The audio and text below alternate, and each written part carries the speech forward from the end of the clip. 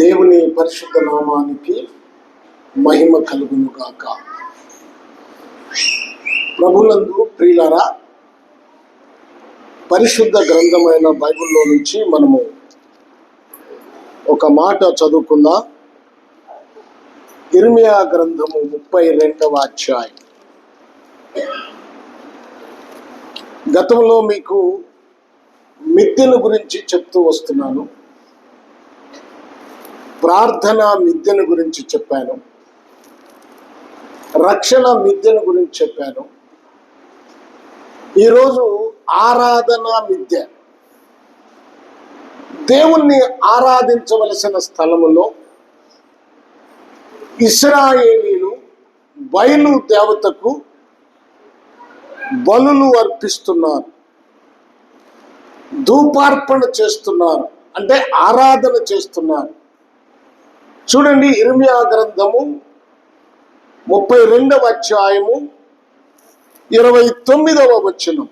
ఈ పట్టణము మీద యుద్ధము చేయు కల్దీయులు వచ్చి ఈ పట్టణమునకు అగ్ని ముట్టించి, చూడండి, ఏ మిద్దెల మీద జనులు బయలునకు ధూపార్పణ చేసి అన్య దేవతలకు పానార్పణములను అర్పించి నాకు కోపము పుట్టించిరో ఆ మిద్దెలన్నిటినీ కాల్చి వేసేదను. చూడండి ప్రభునందు ప్రియులారా, దేవుని సన్నిధిలో దేవుణ్ణి ఆరాధించవలసి, దేవుణ్ణి స్తుతించవలసిన ఆ మిద్దెల మీద వారు ఏం చేస్తున్నారంటే బయలు దేవతకు ఆరాధన చేస్తున్నారు,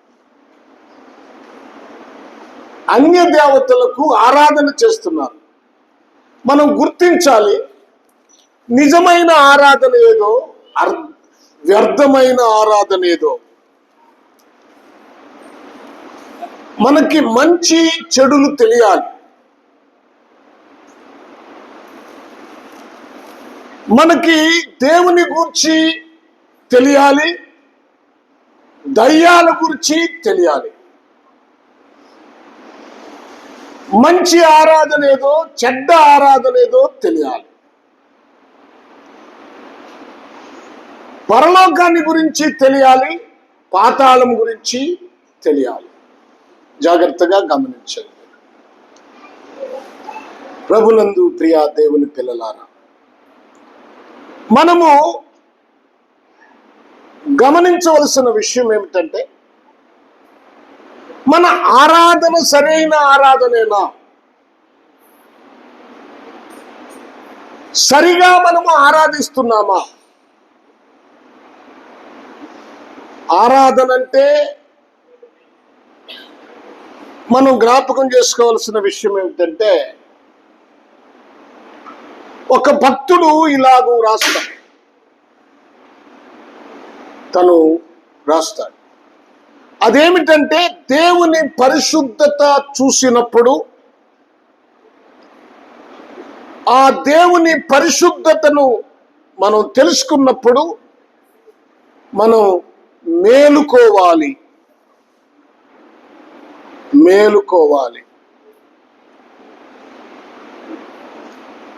ఆరాధన చేసే మనము, ఆయన అన్నాడు, నేను పరిశుద్ధుడును గనక మీరును పరిశుద్ధులై ఉండండి అన్నాడు.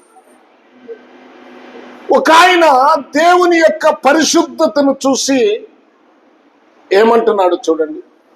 యెషయా గ్రంథము 6వ అధ్యాయం. యెషయా గ్రంథము 6వ అధ్యాయం చూడండి. 6వ అధ్యాయము మీరు అక్కడ చూస్తే యెషయా ప్రవక్త తన యొక్క స్థితిని గమనించాడు. ఆ మాటే వ్రాస్తాడు. 6వ అధ్యాయము 2, 3, 4 వచనాలు చదవండి. పరిశుద్ధుడు పరిశుద్ధుడు పరిశుద్ధుడు, సర్వలోకము ఆయన మహిమతో నిండి ఉన్నదని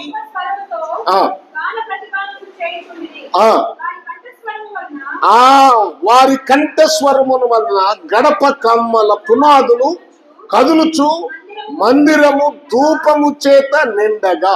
ఇప్పుడు ఆపండి. ఇప్పుడు దేవుని యొక్క ఆ గొప్పతనాన్ని ఇక్కడ యెషయా చూస్తున్నాడు. ఇప్పుడు యెషయా ఏమంటున్నాడు? 5వ వచనం, అయ్యో నేను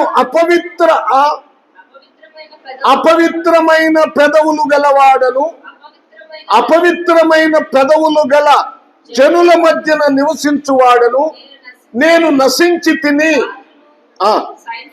రాజును సైన్యములకు అధిపతియగు యెహోవాను నేను కన్నులారా చూచితననుకొంటిని. ఇప్పుడు యెషయాకి ఏం గుర్తొస్తుంది?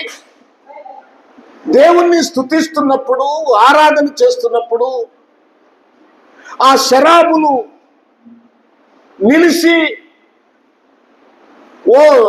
వారు కన్నులు కప్పుకొని కాళ్ళను కప్పుకొని ఆయన స్తుతిస్తూ ఉన్నప్పుడు,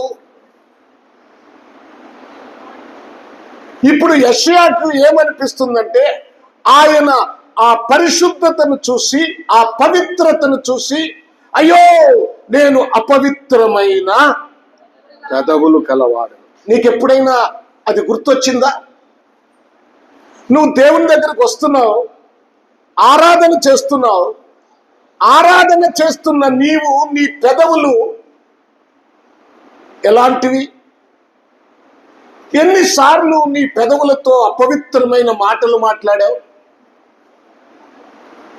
ఎన్నిసార్లు నీ పెదవులతో అబద్ధాలు, బూతులు, లోక సంబంధమైన వ్యసనపూరితమైన మాటలు మాట్లాడావు? అదే పెదవులతో దేవుణ్ణి స్తుతిస్తున్నావా?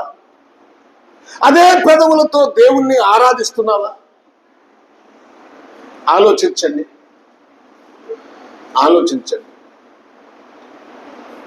అపవిత్రమైన పెదవులతో, అపవిత్రమైన దేహముతో దేవుని దగ్గరకొచ్చి ఆరాధన పేరుతో నీ చేతులెత్తి దేవుని స్తుతిస్తున్నావా? ఆయన పరిశుద్ధత ఎదుట నీ అపవిత్రత అర్థమవుతుందా? తెలుసుకుంటున్నావా? నీ గుర్తొస్తుందా? చూడండి, అపవిత్రమైన పెదవుల గల జనుల మధ్య నివసించుచున్నాను, నేను నశించి తిని. మనం ఎక్కడ నివసిస్తున్నానంటే ఆయన అపవిత్రమైన జనుల మధ్య. ప్రభునందు ప్రియ దేవుని పిల్లలారా, జ్ఞాపకం చేసుకుందాం. ఇతడు విరిగిపోయాడు, నలిగిపోయాడు. తన జీవితంలో తను పగలగొట్టుకుంటున్నాడు తన హృదయాన్ని. దేవుణ్ణి ఆరాధించాలంటే అదే. మేఘము పగలకుండా వర్షము కురవదు, భూమి పగలకుండా పంట పండదు. ఇప్పుడు మేఘము పగిలిపోవాలి వర్షం రావాలంటే, నేల పగలాలి పంట పండాలంటే, అప్పుడే ఫలం వస్తుంది, అప్పుడే ఫలితం వస్తుంది. అలాగే నీ జీవితము, నీ గుండె, నీ యొక్క స్థితి పగిలిన స్థితి కావాలి కదా, పగిలిన స్థితి కావాలి కదా. ఇప్పుడు యేసు ప్రభు వారు కొండ మీద ప్రసంగిస్తున్నప్పుడు చివరి రోజు వారికి భోజనం పెట్టాలని ఆలోచన చేస్తే, ఒక చిన్న బాలుడు దగ్గర 5 రొట్టెలు 2 చేపలు ఉన్నాయి. 5 రొట్టెలు 2 చేపలు మాత్రమే ఉన్నాయి. ఈ 5 రొట్టెలు 2 చేపలు ఎంతమందికి ఆహారం? చెప్పండి. ఈ 5 రొట్టెలు 2 చేపలు ఒక్క ఆయనకే ఆహారం, ఒక్క వ్యక్తికే. అక్కడ స్త్రీలు 5,000 మంది ఉన్నారు, పురుషులు ఉంటారు. అబ్బాయి రండి, మదన్ ఇట్రా, వాక్యం జాగ్రత్తగా వినాలి. వెనక కూర్చున్న వారు మరీ జాగ్రత్తగా వినాలి. హల్లెలూయా. ఇప్పుడు గమనించండి, ఇప్పుడు 5,000 మందికి ఆహారం కావాలంటే ఆ రొట్టెలు ఏమైనాయి? విరచబడ్డాయి. ఆ చేపలు ఏమైనాయి? విరచబడ్డాయి. ఇప్పుడు 5,000 మందికి ఆహారం వచ్చింది. నీ జీవితం కూడా ఫలించాలి అంటే విరవబడాలి. నీ జీవితం ఫలించాలంటే పగలాలి. పగిలి పాపము బయటికి రావాలి. పగిలి ఏం రావాలి? బయటికి ఏం రావాలి? పాపం బయటికి రావాలి. అపవిత్రమైన పెదవులతో, అపవిత్రమైన జీవితంతో ఆయన్ని ఆరాధించడానికి వీలు లేదు. ఓ భక్తుడు చెప్తుంటే విన్నాను, యేసు ప్రభు వారు ఈ లోకములో ఉన్నప్పుడు వేరు, ప్రకటన గ్రంథములో 1వ అధ్యాయములో ఆయన ఎలా కనపడ్డాడు, ఏ విధంగా కనపడ్డాడు? మీరు ప్రకటన గ్రంథం చూడండి. ప్రకటన గ్రంథము 1వ అధ్యాయము అమ్మా చూడండి. ఆయన తన ఇక్కడ మనం చూస్తే 7 దీపముల స్తంభముల మధ్య ఆయన తిరుగుతున్నాడు. ఆయన పాదముల మట్టుకు దిగుచున్న వస్త్రములు ధరించుకొని రొమ్మునకు బంగారు దత్తి కట్టుకొని ఉండెను. ఆయన తల వెంట్రుకలను తెల్లని ఉన్నిని పోలినవై మహిమంతా హిమమంతా ధవలముగా ఉండెను. ఆయన నేత్రములు అగ్ని జ్వాలల వలె ఉండెను. ఆయన పాదములు కొలిమిలో పుట్టము వేయబడి మెరియుచున్న అపరంజితో సమానమై ఉండెను. ఆయన కంఠస్వరము విస్తార జల ప్రవాహముల ధ్వని వలె ఉండెను. ఆయన తన కుడి చేత 7 నక్షత్రములు పట్టుకొని ఉండెను. ఆయన నోటి నుండి 2 అంచులు గల వాడి అయిన ఖడ్గం ఒకటి బయలు వెళ్ళుచుండెను. ఆయన ముఖము మహా తేజస్సుతో ప్రకాశించుచున్న సూర్యుని వలె ఉండెను. ఇంత గొప్ప తేజస్సు కలిగిన యేసుని యోహాను చూశాడు. ఇప్పుడు 17వ వచనం చూడు. నేను ఆయన చూడగా చచ్చిన వాని వలె ఆయన పాదముల యొద్ద పడితిని. ఇప్పుడు ఎలా పడ్డాడు ఆయన పాదముల మీద ఎలా పడ్డాడు? చచ్చిన వాని వలె ఆయన తేజస్సు చూసి, ఆయన మహిమను చూసి.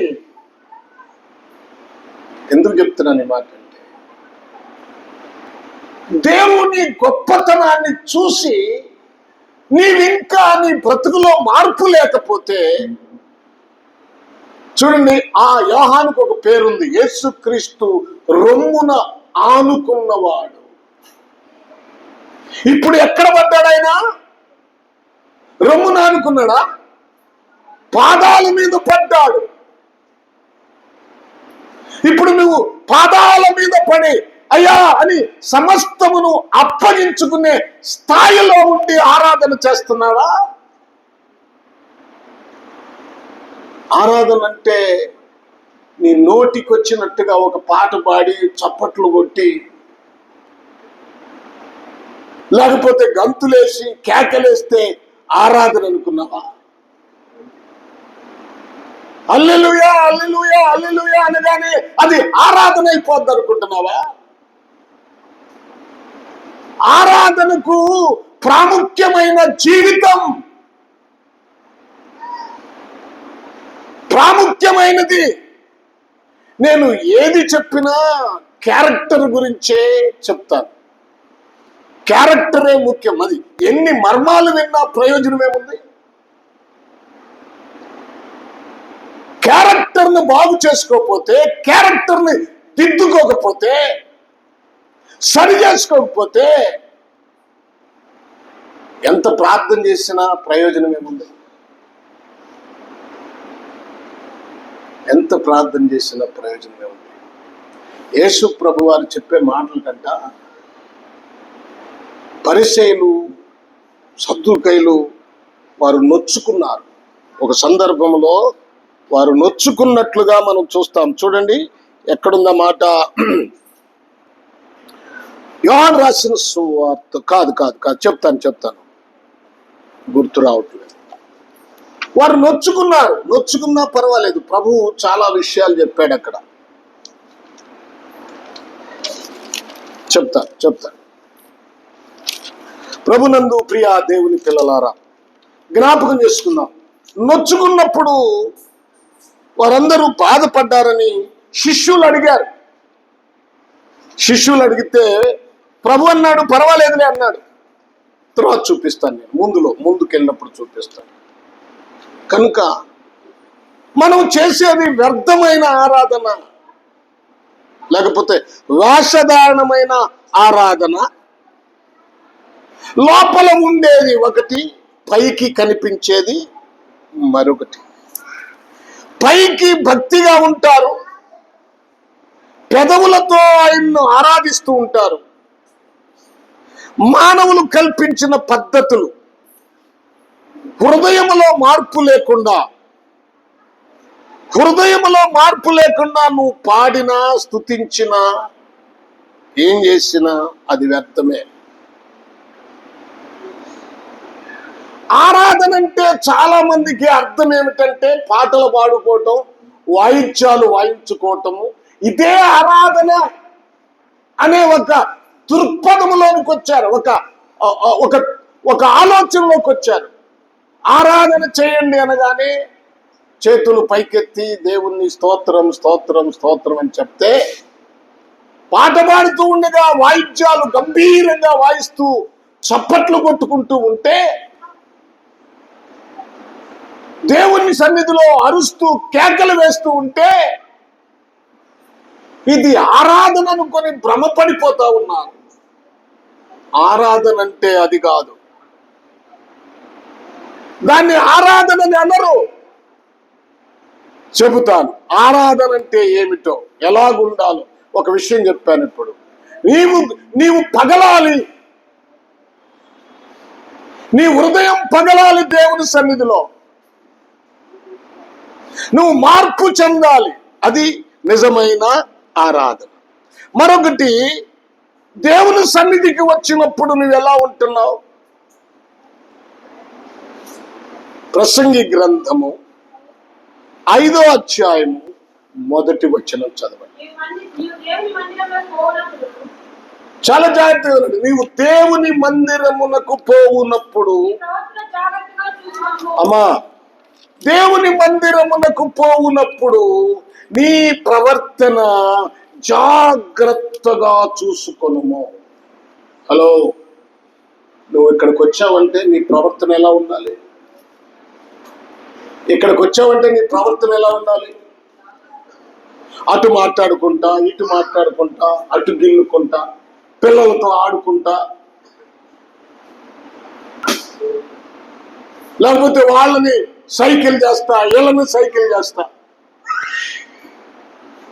ఇక్కడికి వచ్చిన నీవు ఎలా ఉండాలో, నీవు దేవుని మందిరమునకు పోవునప్పుడు నీ ప్రవర్తన జాగ్రత్తగా చూసుకొనుము. బుద్ధిహీనులు అర్పించినట్లుగా బలి అర్పించుట కంటే సమీపించి ఆలకించుట శ్రేష్టం. బుద్ధిహీనులు అర్పించినట్లుగా నువ్వు బలి అర్పించవద్దు. బుద్ధిహీనులు ప్రవర్తించిన రీతిగా ప్రవర్తించవద్దు. నువ్వు ఇక్కడ ఎలా ఉండాలి? భక్తిగా ఉండాలి, మౌనంగా ఉండాలి, ప్రభువుని ధ్యానిస్తూ ఉండాలి. అల్లరిగా ఉండకూడదు. నీవు మందిరములో ఉన్నంతసేపు ప్రభుతో మాట్లాడుతూ ఉండాలి. ప్రభువు నీతో మాట్లాడుతూ ఉంటాడు. పాటలు పాడేటప్పుడు చప్పట్లు కొడుతూ ప్రభువుని మహిమపరచండి. ప్రార్థన చేసేటప్పుడు ప్రార్థనతో ఏకీభవించండి. వాక్యం చెప్పేటప్పుడు నీవు వాక్యం చెప్తున్న దైవజనుని వైపు చూడాలి.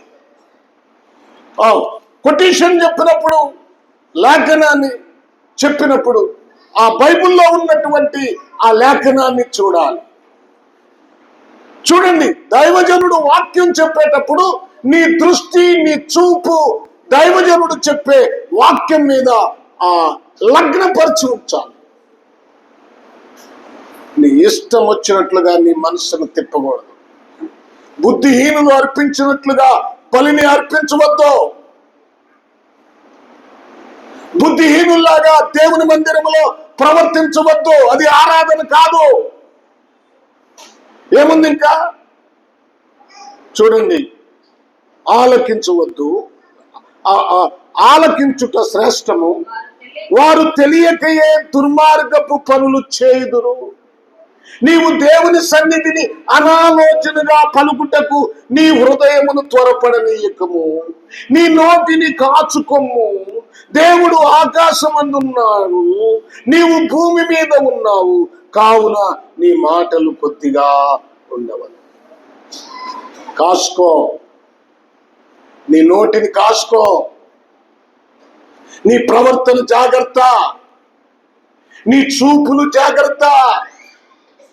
మీరు అల్లరిగా ఉండొద్దు, ఆత్మీకంగా ఉండండి. దేవుడు చెప్తూ ఉన్నాడు. ప్రభునందు ప్రియ దేవుని పిల్లలారా, ఒక మాట చూడండి. కీర్తనల గ్రంథము 95వ కీర్తన 7వ మాట. కీర్తనల గ్రంథము 95వ కీర్తన. రండి, దేవుని వాక్యం చెప్తుంది, రండి నమస్కారము చేసి సాగిలపడుదుము. చూడండి, మనలను సృజించిన యెహోవా సన్నిధిని మోకరించదు. దేవునికి స్తోత్రం. మోకాళ్ళు ఉనండి, ఓనగలిగిన వాళ్ళు ఓనండి. రండి, ఏమంటున్నాడు ఇక్కడ? రండి నమస్కారం చేసి సాగిల. అదే ఆరాధన. ఆరాధనకి పూజ అని పేరుంది, సాగిలు పడటం అని పేరుంది,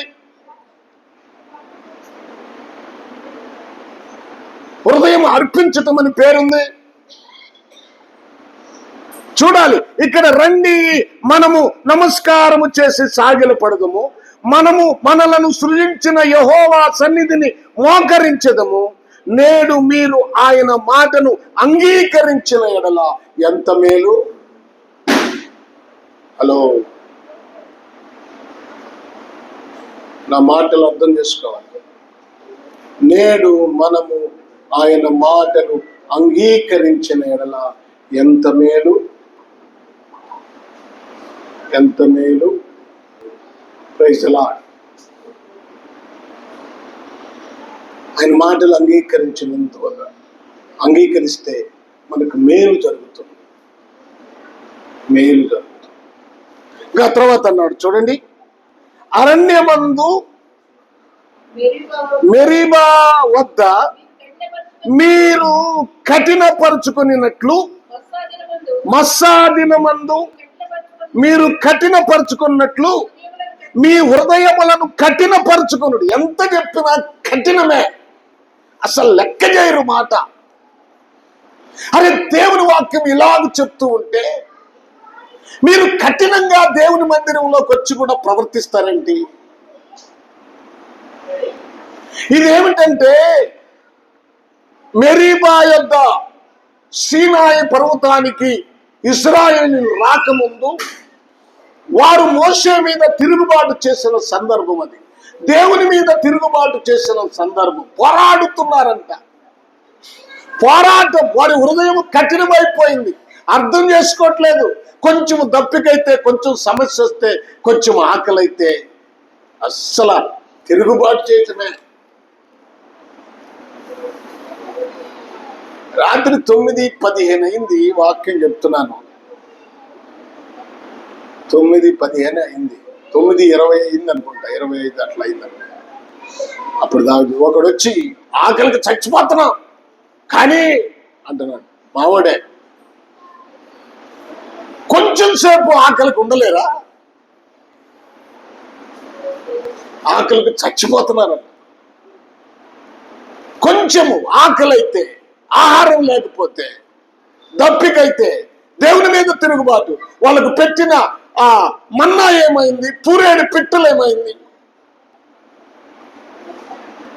వారికి ఇచ్చిన ఆహారం, ఎర్ర సముద్రాన్ని పాయలు చేసి నడిపించిన విధానం, ఆ అద్భుతాన్ని వారు చూసి ఏమైపోయారు? ఇప్పుడు తిరుగుబాటు చేస్తావా? బాయ్ వినండి, నీ జీవితంలో దైవ సేవకులు కూడా, సంఘ విషయంలో కూడా ఇప్పుడు నీ పరిస్థితి బాగుండొచ్చు. కొద్దిగా ఉన్నప్పుడు నీ పరిస్థితి ఎలా ఉంది? ఇప్పుడు పెద్దగా అయ్యావు, అభివృద్ధి చెందావు, కానీ ఆ కొద్దిగా ఉన్న విషయాలు మర్చిపోతే ఎలాగు? ఆ రోజులు మర్చిపోతే ఎలాగు? ఆ స్థితిని వదిలిపెడితే ఎలాగు? అర్థమైందా? ప్రభునందు ప్రియ దేవుని పిల్లలారా, నేను ప్రభువుని స్తుతిస్తా ఉంటా. బురదలో పట్టా వేసుకొని పడుకొని హాయిగా నిద్రపోయేవాడిని. బురదలో పట్టా వేసుకొని, నల్లటి టార్బల్ పట్టా ఎవరో ఒక ఆయన తెచ్చిచ్చాడు. ఒకసారి ఒక పాస్టర్ గారు వచ్చి, అయ్యో ఏంటి పాస్టర్ గారు ఇలా ఉన్నారు, ఇక్కడ పడుకున్నారంటే, నాకు ఏసీ లాగుందా, నీకు బాధగా ఉంది కానీ నాకు చాలా హ్యాపీగా ఉందని చెప్పారు. చూడండి, ఆ పరిస్థితులను మనం మర్చిపోతే ఎలాగో? చూడండి ప్రభునందు. ఇప్పుడు ఇశ్రాయేల్ పరిస్థితి అదే ఉంది. మర్చిపోయారు పూర్తిగా. వారి కష్టాల నుంచి, బానిసత్వం నుంచి విమోచించి పాలు తేనెలు ప్రవహించు శ్రేష్టమైన దేశానికి నడిపిస్తూ ఉంటే వారు ఏమైపోయారు? వారి ఆలోచనలు ఏమైపోయారు? ప్రభునందు ప్రియులారా, కొంచెం అవకాశం కల్పించండి వాక్యం వినటానికి. ఏమైపోయారు? ఇప్పుడు వారు తిరుగుబాటు చేశారట. అందుకని చూడండి అక్కడ, మిస్సా దినమందు మీరు కఠిన పరుచుకొనినట్లు మీ హృదయములను కఠిన పరుచుకొనకుడే. మీ హృదయాలు కఠినంగా ఉండొద్దు. నీ బ్రతుకులను మార్చుకోండి. హలో వినండి జాగ్రత్తగా. ఆరాధన అంటే ఇదే. దేవుని దగ్గరకు వచ్చిన తర్వాత మీరు కఠినంగా ఉండొద్దు, అనాలోచనతో ఉండొద్దు. రొట్టెలు విరవబడినట్లుగా, చేపలు విరవబడినట్లుగా, 5,000 మందికి పంచబడినట్లుగా నీ ఆశీర్వాదం, నీ ఆత్మీయ జీవితం అభివృద్ధి అయ్యేటట్లుగా నిన్ను నీవు విరవబడాలి. అక్కడే చూడండి మరొక మాట 96వ కీర్తన 9వ మాట. ఆ పక్కన ఏం ధరించుకోవాలంట? పరిశుద్ధాలంకారములు ధరించుకొని యెహోవాకు నమస్కారము చేయండి, అంటే ఆరాధన చేయండి. ఆ తర్వాత ఏమన్నాడు? సర్వపూజనులారా ఆయన సన్నిధిని వనకండి. ఆయన సన్నిధికి వచ్చినప్పుడు యోహాను వణికాడు. ఆయన శిష్యుడే, ఆయనతో పాటు తిరిగిన వాడే, సిలువ వేయబడినప్పుడు ఆయన దగ్గరే ఉన్నాడు. అయితే ఆయన పద్మసు దీపములో ఆయన దర్శనం ఇచ్చినప్పుడు ఆయన వణికి ఆయన పాదాల యొక్క చచ్చిన వాని వలె పడ్డాడు. ఏమి ధరించుకోవాలంట? పరిశుద్ధ అలంకరణ అంటే ఏంటి? పైన కనపడే అలంకరణ కాదు. నేను చెప్తా ఉంటాను, సభల్లో కూడా చెప్తా, దేవుని మందిరానికి వచ్చేటప్పుడు పరిశుద్ధ అలంకరణ ఉండాలి. అలంకరణ ఏ అలంకరణ? పరిశుద్ధ అలంకరణ. అలంకారములు, ఏమి అలంకారములు ధరించుకోవాలి? పైన బంగారము, వెండో, లేకపోతే ఖరీదైన వస్త్రాలు, ఇవి కాదు. వీటిని దేవుడు చూడడు. సమూయేలుతో అంటున్నాడు, మీరు పై రూపాన్ని చూస్తారు, నేను అంతరంగాన్ని చూస్తాను.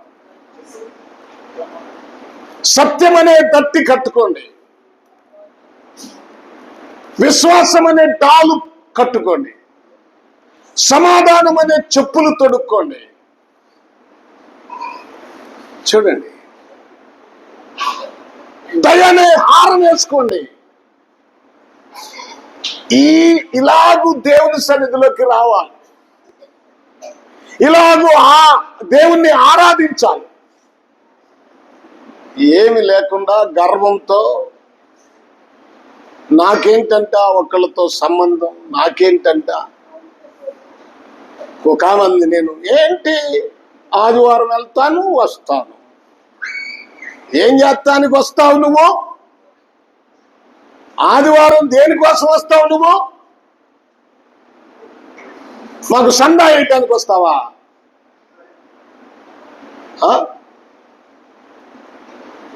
చూడండి, అలా కాదు. నువ్వు వచ్చేటప్పుడు పరిశుద్ధ అలంకారములు ధరించుకొని రావాలి. చెప్తాను ఇంకా ఏమిటో, ఆ పరిశుద్ధ అలంకారములు ఏమిటో చెప్తాను. ప్రభునందు ప్రియమైనటువంటి వారలారా, దేవుని బిడ్డలారా, జ్ఞాపకం చేసుకుందాం. హల్లెలూయా. ఇక్కడ చూడండి ఇంకొక మాట, అది దానిని గురించి మనం ఇంకా లోతుగా వెళ్ళటానికి నాకు ఇష్టం లేదు, కానీ ఆరాధనకు నీ హృదయము కావాలి.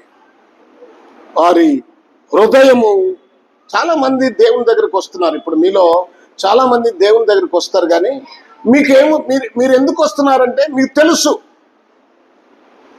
దేవుడే మనకు దిక్కని తెలుసు. లేకపోతే ఆ దిక్కని తెలియకపోతే మీరు రారు. ఒక మాట చూడండి, 78వ కీర్తన 35వ మాట చూడండి. 78వ కీర్తన. దేవుడు తమకు ఆశ్రయ దుర్గమనియు, మహోన్నతుడైన దేవుడు తమకు విమోచకుడనియు. మీకు జ్ఞాపకమే, మన విమోచకుడు ఎవరు? దేవుడేనని. మనకు ఆశ్రయం ఎవరు? దేవుడేనని మనందరం నమ్ముతాం ఆ విషయాన్ని. కానీ అంటే అయినను వారి హృదయము ఆయన ఎడల స్థిరముగా లేదు, ఉండలేదు. హృదయము స్థిరముగా ఉండలేదు. ఎన్ని తెలుసు? దేవుడు గొప్పవాడని తెలుసు, ఆయనే ఆశ్రయం అని తెలుసు, ఆయనే మనకు దిక్కని తెలుసు, ఆయనే మన విమోచకుడని తెలుసు. అయినా ఆ విమోచకుడి మీద హృదయము స్థిరముగా ఉంచలేదు. ఆయన నిబంధనను వారు నమ్మకముగా గైకొనలేదు. నమ్మకం లేదు, నమ్మకస్తులు కాదు. నిబంధనను గైకొనలేదు.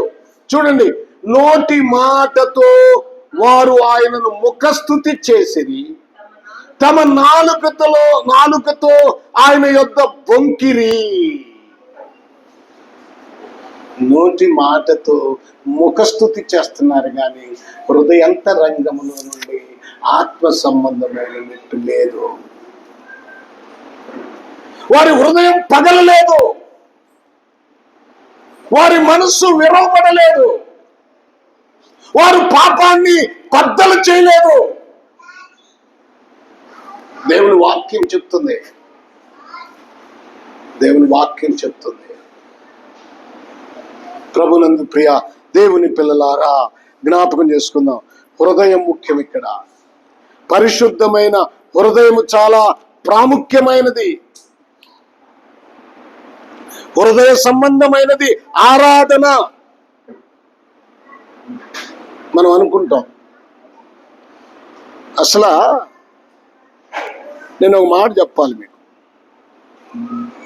యేసుకు ఏమి సమర్పించాలి? ఆరాధనలో ఏమి సమర్పించాలి? హృదయం. బైబిల్లో జ్ఞానులు బాలుడైన యేసుక్రీస్తు యొద్దకు వెళ్ళి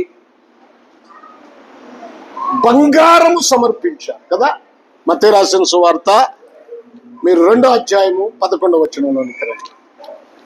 సరే, త్వరగా చదువుదాం. మత్తయి రాసిన సువార్త 2వ అధ్యాయము 11వ వచనం ఏముంది అక్కడ? వారు నక్షత్రాన్ని చూసి అత్యానందభరితులై ఇంటిలోనికి వచ్చి తల్లి అయిన మరియను ఆ శిశువును చూసి సాగిలపడి ఆయనను పూజించటం అంటే ఆరాధన చేయటం.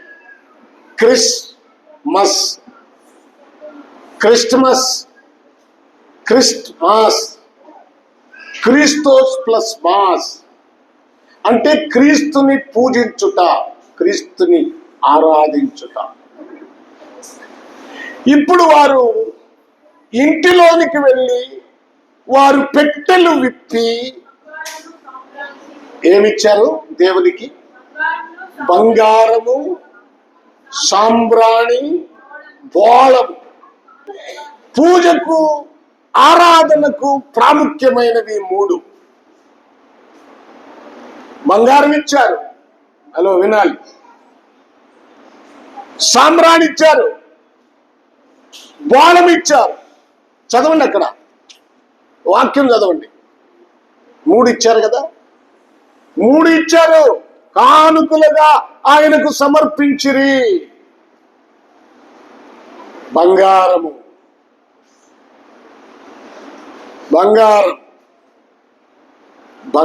అంటే విలువైనది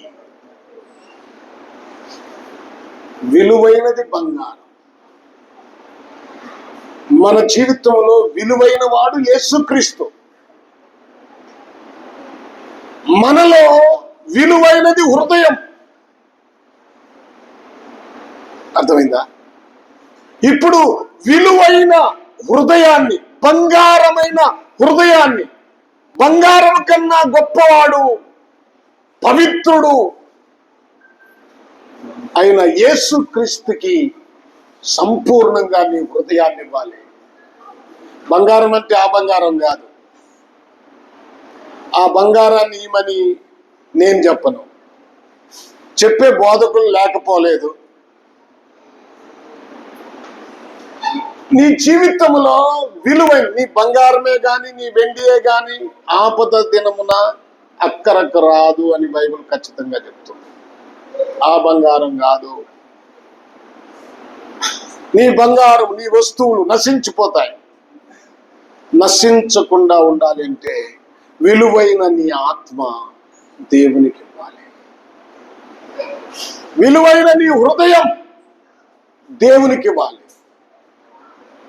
విలువైనది నీ జీవితం సంపూర్ణంగా దేవునికి ఇవ్వాలి. ఆరాధన అంటే అది అన్య దేవతలు కాదు. మనం మన ఇంట్లో దేవుని పేరు చెప్పుకొని ప్రార్థన చేస్తూనే ఉంటాం. అన్నిలో ఆచారాలే చేస్తాం. ఒక దైవజనుడు చెప్తున్నాడు, పెళ్లి చేసేటప్పుడంట మంగళసూత్రం తీసుకొచ్చి కట్టేటప్పుడు తండ్రి, కుమార, పరిశుద్ధాత్మకు ముడేస్తా ఉంటాడు. చేస్తాడు సేవకులు, తప్పదు. అప్పుడంట మంగళమే యేసునకు, మంగళమే యేసునకు మనుజావతారునికి. మంగళం అనేది ఒక పవిత్రమైన మాట. అపవిత్రమైన కార్యం చేస్తూ అపవిత్రమైన పరిస్థితుల్లో ఆ పాట పాడతాడు. దేవుని ఇవన్నీ తీసుకొచ్చి ఇక్కడ తగిలిస్తారు. మన గంటెల ప్రకాష్ గారని చనిపోయాడు. ఆయన చెప్తుంటే ఆయన రీల్లో విన్నాను, వాస్తవమే అనిపించింది. చాలా బాగా చెప్తున్నాడు ఆయన, అద్భుతంగా మాట్లాడుతున్నాడు. ప్రభునందు ప్రియ దేవుని పిల్లలారా, జ్ఞాపకం చేసుకుందాం. నీ హృదయం అవునండి, పవిత్రమైన వివాహములో అపవిత్రమైనవన్నీ చేస్తారు. పవిత్రమైన ఆరాధనలో ఇవి మానుకోవట్లేదు. ఏమి క్రైస్తవులు, సిగ్గులేని క్రైస్తవులు. నేను అనుకున్నా నీకు వీళ్ళకి ఎప్పుడు బుద్ధి వస్తుంది, ఈ బుద్ధిహీనత నుంచి ఎప్పుడు మీరు బయటకు వస్తారు? అవి చేయకపోతే, ఎందుకంటే ఆ అన్యుల సాంప్రదాయాలను కూడా హృదయంలో అట్టి పెట్టుకొని అపవిత్రమైన జీవితాన్ని జీవిస్తున్నారు. గృహప్రవేశాల్లో పాస్టర్ గారు రిబ్బన్ కట్ చేయకముందే పాలు పొంగిస్తారు, పాస్టర్ గారు రాకముందే ఉప్పు చల్లుతారు, ఆ రాత్రే తీసుకొచ్చి ఒక ఆవులు కట్టేస్తారు లోపల, అది ఉచ్చబోసి పేడేసి అసభ్యకరంగా దేవుడిచ్చిన ఆ శ్రేష్టమైన గృహంలో అసభ్యకరంగా చేస్తుంది. ఎవరు అంటే హైందవులు చేసుకుంటే మాకేం సంబంధం లేదు, అన్యులు చేసుకుంటుంటే మాకేం సంబంధం లేదు, మేము బాధపడం. క్రైస్తవులు చేస్తుంటే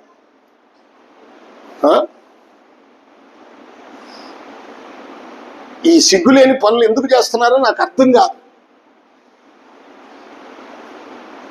ఏమండి, భయంకరమైన ఒక పెళ్లికి పిలిచి ప్రార్థన చేయటానికి పిలిచి ఎర్రనీళ్లు దిష్టి తీసి ఎక్కడో పోస్తున్నారు తీసుకెళ్ళి. ఇవన్నీ మానుకోవాలి క్రైస్తవులు. రేపు వీటన్నిటికీ లెక్క ఉంటుంది. అన్యులు అందుకనే దేవుడంటే ఏమిటో దయ్యం అంటే ఏమిటో తెలుసుకోవాలి. దేవుని పద్ధతులు ఏమిటో దయ్యపు పద్ధతులు ఏమిటో తెలుసుకోవాలి. నీ హృదయం దేవునికి అర్పించవా? సాంబ్రాణి ఆరాధనలో ప్రాముఖ్యమైనది బంగారం అయితే, హృదయం అయితే, మరొకటి ప్రాముఖ్యమైనది సాంబ్రాణి. ఆ పిల్లలు కొంచెం కంట్రోల్ చేయండి. సాంబ్రాణి, ఎందుకంటే సాంబ్రాణి నిప్పుల మీద వేసినప్పుడు ఏమొస్తుంది? ఎలాంటి పొగ? సువాసనతో కూడిన పొగ. సువాసనతో, సాంబ్రాణి నిప్పుల మీద వేసినప్పుడు ధూపం వస్తూ ఉంటుంది, సువాసనతో కూడినది. ఆ ధూపమే మన ప్రార్థన. హలో, వినండి, నేను చెప్పే మాట మీరు తీసుకోండి. ఆ ప్రార్థన, ఆ ధూపం సువాసనతో కూడినదై ఉందంటే నీ ప్రార్థన జీవితం, నీ ప్రార్థన చేసే నీ జీవితం పరిశుద్ధమైనదై ఉండాలి. పరిశుద్ధమైనదై ఉండాలి. ప్రార్థన చేస్తున్నావంటే కాదు, నీ బ్రతుకు పరిశుద్ధమైనదై ఉండాలి. అక్రమ స్థితిలో ఉంటూ, అక్రమ ప్రవర్తన ప్రవర్తిస్తూ, అక్రమంగా మాట్లాడుతూ, ఇందాక చెప్పానే యెషయా అన్నాడు, నేను అపవిత్రమైన పెదవులు కలిగిన వాడును, అపవిత్రమైన మనుషుల మధ్యలో ఉంటున్నాను. అపవిత్రమైన పెదవులు కలిగి, అపవిత్రమైన శరీరము కలిగి నువ్వు ప్రార్థన చేయకూడదు. చేయకపోయినా పర్వాలేదండి. ఎందుకు నీ ప్రార్థన? ఎందుకు నీ ప్రార్థన? ఎవరికి అవసరం నీ ప్రార్థన? దేనికి అవసరం నీ ప్రార్థన? నువ్వు ప్రార్థన చేయకపోయినా నీ పాపంలో నువ్వు సంతోషంగా బ్రతకొచ్చు, అన్నీ దొరుకుతాయి నీకు.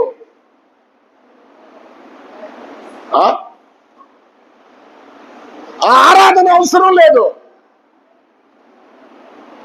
అందుకనే లేఖనం చెప్తుంది, సాంబ్రాణి సమర్పించాలి, సువాసన,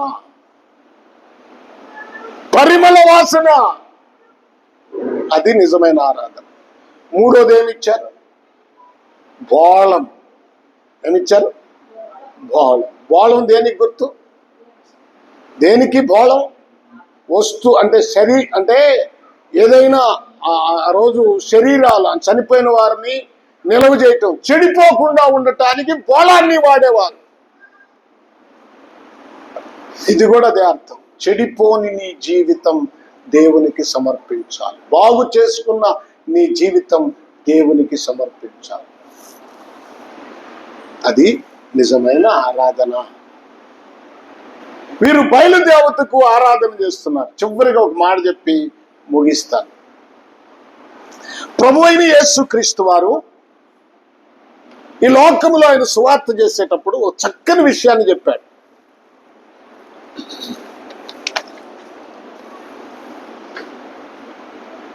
మిథ్య ఉన్నతమైన స్థాయికి గుర్తు. ఇశ్రాయేలు మిథ్యల మీద బయలుదేవతకు ఆరాధన చేశారు. బయలుదేవతకు కాదు ఆరాధన చేయాల్సింది, పరిశుద్ధుడైన దేవునికి ఆరాధన చేయాలి. దెయ్యాలకు కాదు, దెయ్యాల సంస్కృతి కాదు, పవిత్రమైన వాక్యం అనే సంస్కృతితో మనం జీవించాలి. ఇది చాలా అవసరం. యోహాను రాసిన సువార్త 4వ అధ్యాయం, అంతే 4వ అధ్యాయంగా యోహాను రాసిన సువార్త 4వ అధ్యాయం, 4వ అధ్యాయం అక్కడ సమరయ స్త్రీతో ప్రభు మాట్లాడుతూ ఉన్నాడు. 4వ అధ్యాయం చూడండి, 21వ వచనం చూద్దాం. 21 ఇవన్నీ చదువుకుంటూ పోతే, ఒక కాలము వచ్చుచున్నది, ఆ కాలమందు ఈ పర్వతము మీదనైనను యెరూషలేములోనైనను మీరు తండ్రిని ఆరాధింపరు, నా మాట నమ్మము. చదువు. మీరు మీకు తెలియని దానిని ఆరాధించువారు, మేమేమో మాకు తెలిసిన దానిని ఆరాధించువారు. రక్షణ యూదులలో నుండే వస్తుంది.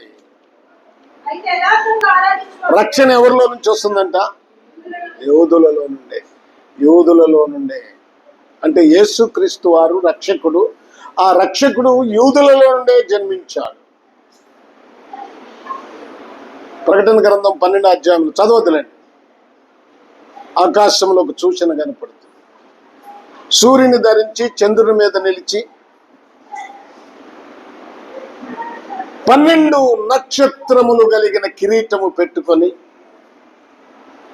ఆమె గర్భవతి అయి ప్రసవ వేదన పడుచున్నది. ఆ నొప్పులకు కేకలు వేస్తుంది. ఈ స్త్రీ ఇశ్రాయేలు సమాజానికి సాదృశ్యంగా ఉంది. యూదా సమాజం 12 నక్షత్రములంటే 12 గోత్రకర్తలతో ఆ సమాజం నింపబడింది.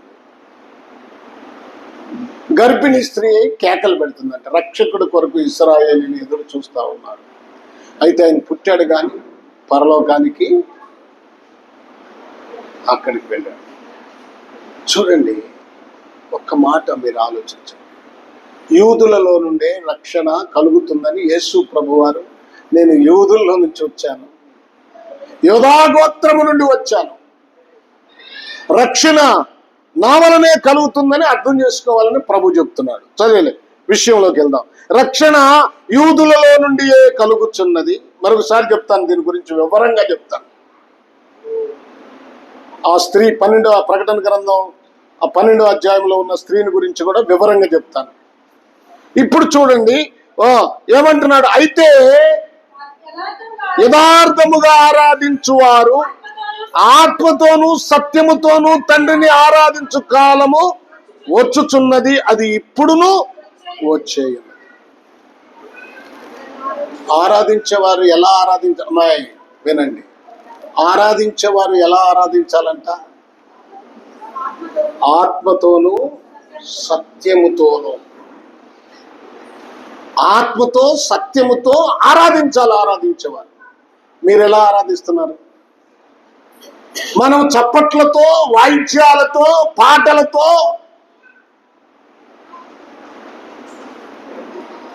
మనం ఆరాధిస్తున్నాం కదా. అది రెండోది, అది తప్పేం కాదు. అయితే మొదట ఆత్మతో అన్నాడు. ఆత్మ అంటే పరిశుద్ధ అలంకరణ అన్నారే. ఆ పరిశుద్ధ అలంకరణ ఏమిటో గలతీ మనకు తెలిసిందే. గలతీలకు రాసిన పత్రిక 5వ అధ్యాయము 22వ వచనం చదవండి. టైం అయిపోయింది, చాలా అయిపోయింది. చూడండి త్వరగా. ఆత్మ ఆత్మ ఆత్మతో ఆరాధిస్తే ఆత్మ ఫలమేమనగా ప్రేమ, హల్లెలూయా, ప్రేమ, సంతోషము, సమాధానం. ప్రేమ, సంతోషము, సమాధానము, దీర్ఘశాంతము, దయాళత్వము, మంచితనము, విశ్వాసము, సాత్వికము, ఆశానిగ్రహం. ఈ పరిశుద్ధ అలంకరణలు